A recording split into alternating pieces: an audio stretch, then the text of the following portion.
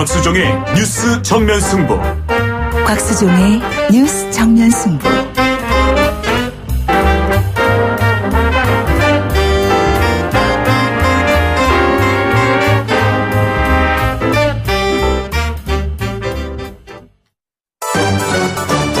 김작이 묻고 곽박이 경제로 답한다.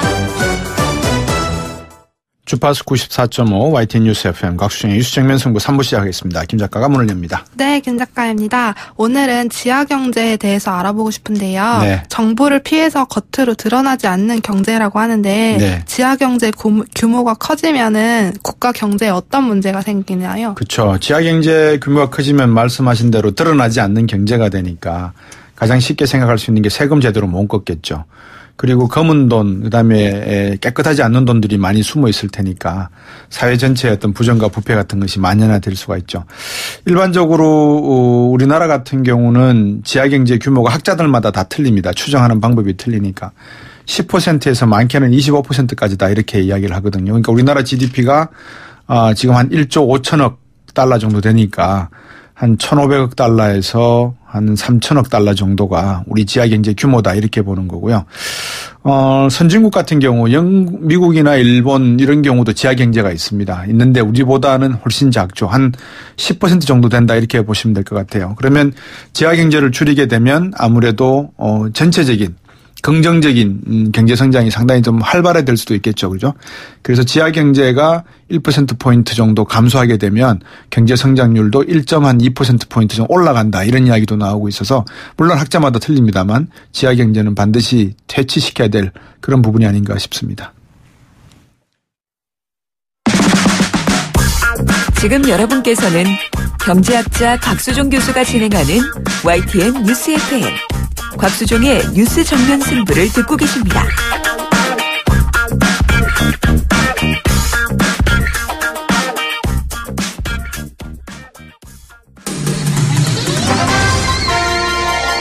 정면 스포츠.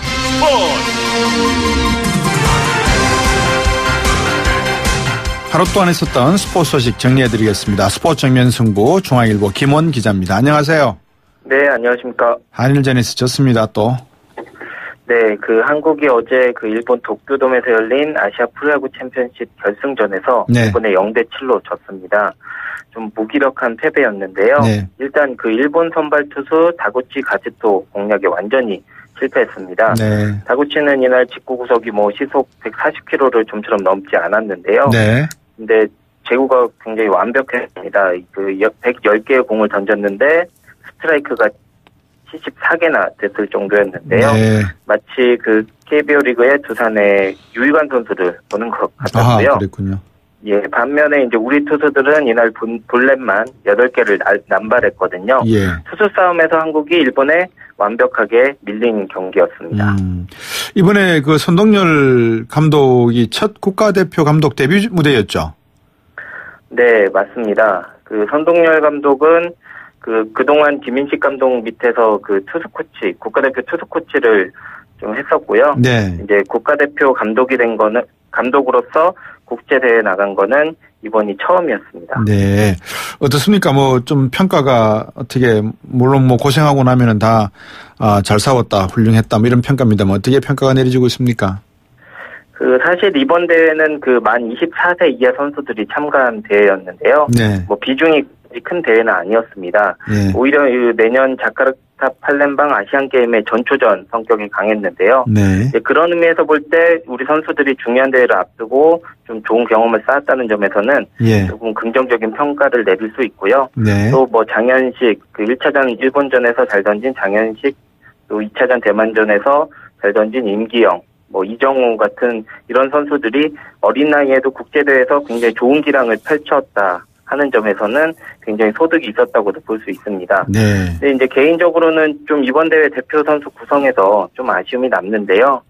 사실 소속팀에서 1-3루 수비를 전문적으로 본 선수가 한 명도 없었고요. 네. 그래서 1차전 일본과의 1차전에서 1-3루에서 모두 아쉬운 수비가 나왔었거든요. 네. 또 지난번에도 지적을 했지만 25세 이상 와일드카드를 3명 쓸 수 있었지만 쓰지 않은 것도 좀 선동열 감독이 첫 대회에서 지나치게 좀 자신감을 갖고 대회를 임하지 않았나 이런 생각도 해보게 됐습니다. 네. 앞으로 거의 매년 국제대회가 예정돼 있는데요. 네. 내년에 아시안게임, 2019년 프리미어 12, 2020년 도쿄올림픽, 2021년 그 월드 베이스볼 클래식이 줄줄이 있고요. 네. 선동열 감독은 도쿄올림픽까지는 팀을 맡게 되는데요. 네. 이번에 첫 경험이 좀 앞으로 더 중요한 대회를 준비하는데 소중한 경험으로 작용했으면 좋겠습니다. 네. 지난 주말 서울에서 쇼트트랙 월드컵 대회가 열렸습니까? 네, 그 16일부터 19일까지 서울 목동 아이스링크에서 네. 국제빙상경기연맹 쇼트트랙 월드컵 4차 대회가 열렸습니다. 네. 남녀 4종목씩 총 8종목이 열렸는데요. 한국은 금메달 3개, 은메달 4개, 동메달 1개를 따냈습니다. 네. 그 쇼트트랙 월드컵은 매 시즌 4차례 대회가 펼쳐지는데요. 한국은 이번 월드컵 시리즈에서 총 금메달 15개, 은메달 11개, 동메달 7개를 수확했고요. 네. 이번 월드컵 시리즈 성적을 토대로 평창올림픽 국가별 출전권이 나오는데요. 한국은 한 국가가 가질 수 있는 최대치인 개인 종목 3명, 개주 출전 티켓을 확보했습니다. 네, 거의 한국 그러면 쇼트트랙 국가인데 이번에도 여자 선수들이 강했겠죠? 네, 그 15개 금메달 가운데 저희 여자 선수들이 10개를 따냈는데요. 네. 특히 이 최민정 선수는 월드컵 4개 대회 12개 개인 종목 금메달 가운데서 절반인 6개를 목에 걸었습니다. 네. 1500m에서 금메달 3개, 1000m 2개, 500m 1개를 땄는데요. 네. 올해 빙판을 지배했다고 해도 과언이 아닐 정도입니다. 네. 그 최민정 선수는 한국의 취업 종목이라고 불리는 500m에서도 굉장히 잘 타는 선수인데요. 네. 이 선수는 폭발적인 스피드가 굉장히 돋보이는 선수입니다. 예. 보통 그 쇼트랙에서 추월을 할 때는 다른 선수들은 이제 안쪽을 파고드는데요. 네. 최민정 선수는 이 스피드가 있기 때문에 아예 바깥쪽으로 돌아서 추월을 하는 게 주특기라고 볼 수 있습니다. 네. 그 올림픽에서는 이제 중국 선수들의 좀 비신사적인 반칙 같은 것만 잘 넘긴다면 네. 올림픽에서 금메달 2개 이상은 충분하지 않을까 이렇게 보고 있습니다. 예, 쇼트트랙이 우리의 금밭이 되길 바라고요. 오늘 프로축구 K리그 시상식이 열렸다는데 최고 선수로 누가 뽑혔습니까? 네, 이제 K리그 정규 시즌 경기가 어제 끝나고 오늘 그 시상식이 열렸는데요. 네. 올해 전북현대를 우승으로 이끈 미드필더 이재성 선수가 전체 133표 가운데 60표를 얻어서 MVP를 수상했습니다. 네. 그 이재성 선수가 MVP로 뽑힌 건 2014년 K리그 데뷔 이후 처음인데요. 네. 이재성 선수는 올해 리그 28경기에 나와서 8골 10도움을 기록하면서 전북의 핵심으로 활약했고요. 네. 최근 그 국가대표팀에서도 굉장히 좋은 기량을 뽐내고 있습니다. 네. 감독상은 그 우승을 이끈 전북현대 최강희 감독이 탔고요. 네. 신인상격인 영플레이어에서는 역시 전북의 신인 김민재 수상했습니다. 네. 오늘 말씀 잘 들었습니다. 고맙습니다.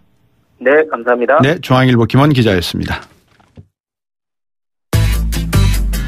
곽수종의 뉴스 정면 승부. 방송 들으시고 의견 있으신 분들은 지금 바로 샵 0945, 샵 0945. 짧은 문자 50원, 긴 문자 100원이 부과되는 휴대전화 문자 메시지를 보내주세요. 오늘 들으신 방송은 YTN 라디오 홈페이지와 곽수종의 뉴스 정면 승부 팟캐스트를 통해 다시 확인할 수 있습니다.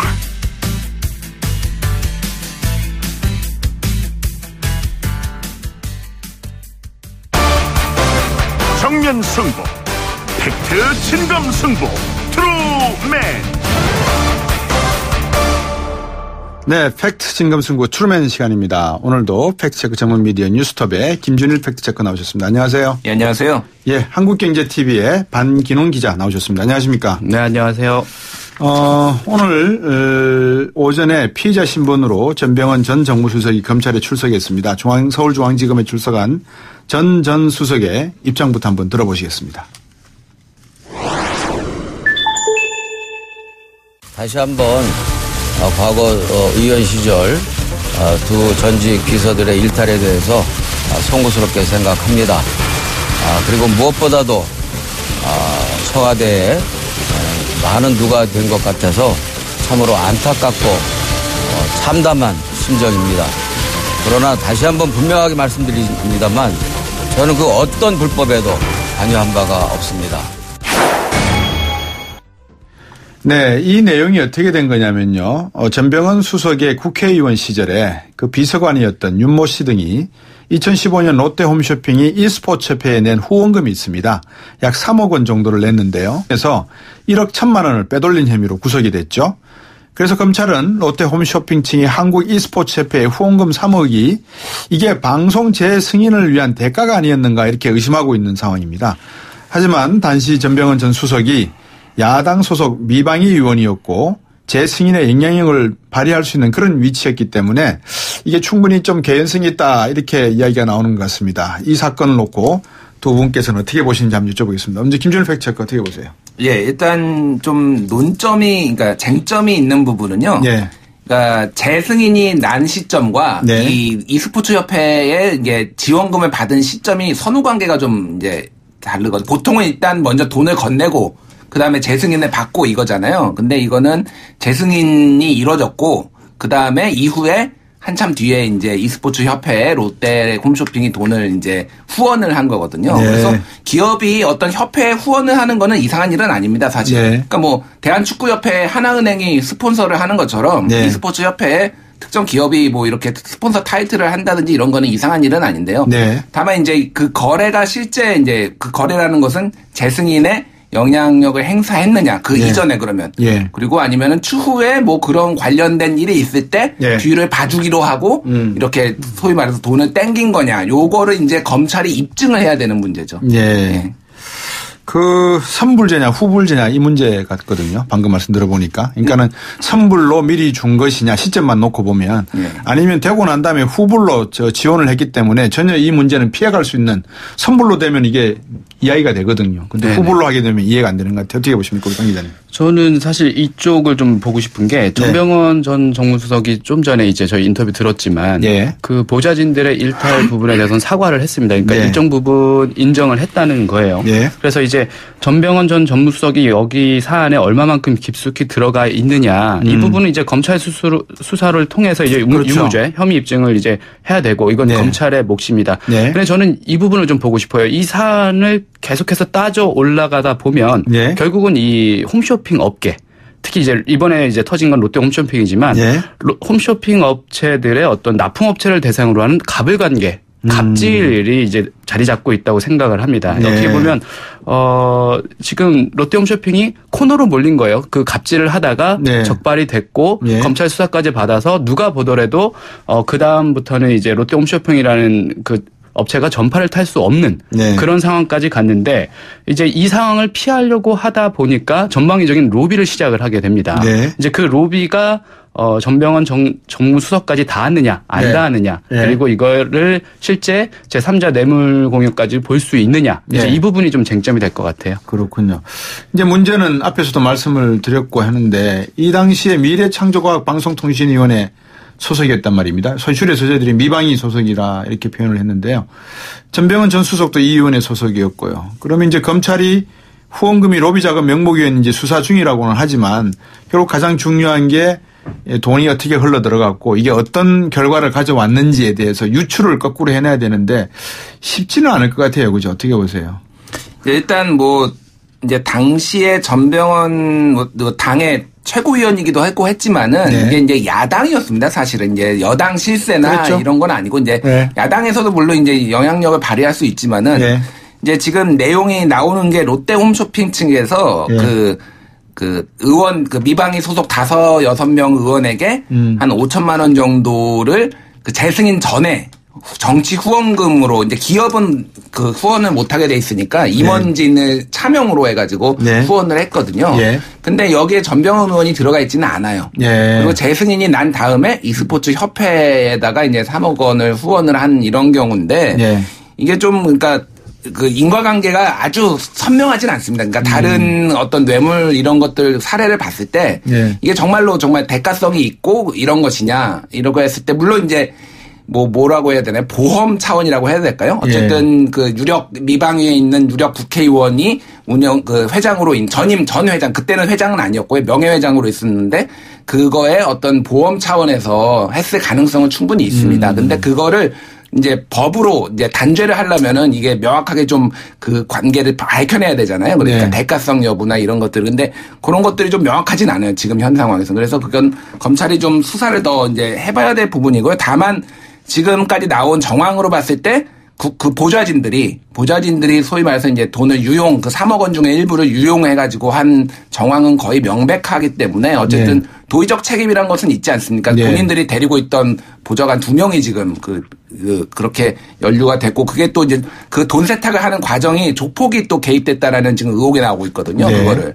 그런 것까지 포함을 하면은 어쨌든 도의적 책임으로서는 굉장히 큰 지금 무리를 일으키고 있다라고 볼 수 있을 것 같습니다.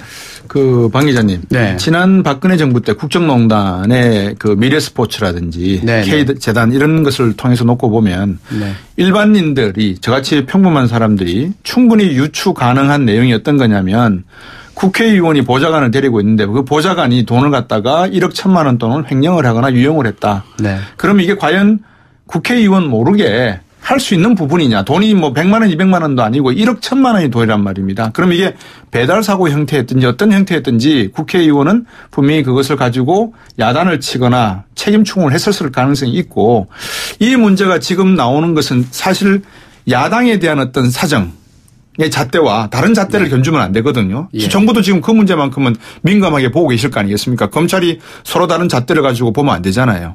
이 문제도 중요하게 봐야 되는데 우리의 전반적인 상황을 놓고 볼 때 과연 전병헌 전 의원이 전 수석이 자유로울까 정말 이런 거는 당연히 가질 수 있는 의문 아니겠어요? 그렇죠. 사실은 지금 이 검찰 수사가 거기에 대한 의문에서부터 예. 출발을 한 수사고요. 그러니까요. 어떻게 보면 이제 보좌관들이 갖고 있는 여러 가지 뭐 일종의 권력이라고 표현을 하자면요. 네. 이제 여러 가지 이제 사안을 쉽게 풀어줄 수 있는 그런 힘들 같은 경우가 어디서 나오느냐. 네. 결국은 이제 모시고 있는 그 의원들로부터 나오는 거 아닙니까? 네. 그래서 롯데홈쇼핑에서 어쨌든 후원금을 각 의원들이나 아니면 의원실을 통해서 줬다고 하면 네. 그쪽으로 이제 보냈다고 하면 결과적으로 네. 그 자신들의 재승인이라든지 이런 부분을 좀 원활하게 풀어달라라는 네. 그런 의도를 갖고 접근했을 가능성이 매우 높고요. 네. 아까 잠깐 말씀하셨지만 미르재단이라든지 이전에 이제 국정농단 사태에서 봤듯이 네. 그때 당시에도 이제 면세점 사업이라든지 여러 가지 허가권을 가지고 그러니까요. 예, 계속해서 이제 사실 삼성 같은 경우도 이런 건 그런 그 계속해서 로비 자금이라든지 이런 의혹들 때문에 재단을 통해서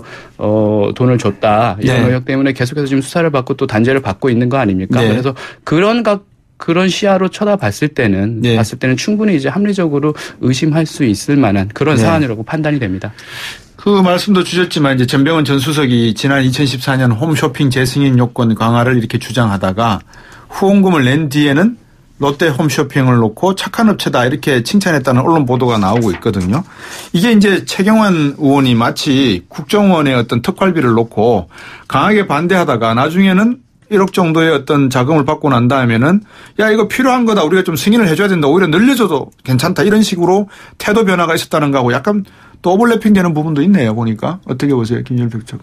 예, 일단은 뭐 그 이제 속기록을 좀 들여다봤습니다. 요 내용이. 그러셨어요. 잘하셨어요. 예, 봤는데 이제 롯데라고 하지는 않았고요. L 이니셜로 이제 처리를 하긴 했는데 그 이제 이슈가 있긴 있었어요. 근데 이제 롯데 홈쇼핑이 좀 그 부분은 다른 홈쇼핑에 비해서 잘 했던 부분이고 근데 형평성 문제가 있으니까 그때 장관을 이제 불러놓고 이제 하는 얘기였는데 좀 이렇게 롯데가 착한 기업이다 뭐 이렇게 했다기보다는 이렇게 좋은 사례들은 똑같이 형평성을 맞춰야 되지 않겠냐라고 이제 하는데 이거를 또 언론 보도로 딱 보면은 약간 이제 진짜 롯데가 착한 기업이다라고 대놓고 얘기한 것처럼 좀 보이긴 하더라고요. 근데 약간의 오해 소지는 있는 것 같습니다. 뭐 저는 그게 뭐 돈의 문제 그런 거는 모르겠고 조금 이제 그 오해 소지는 있는 것 같고요.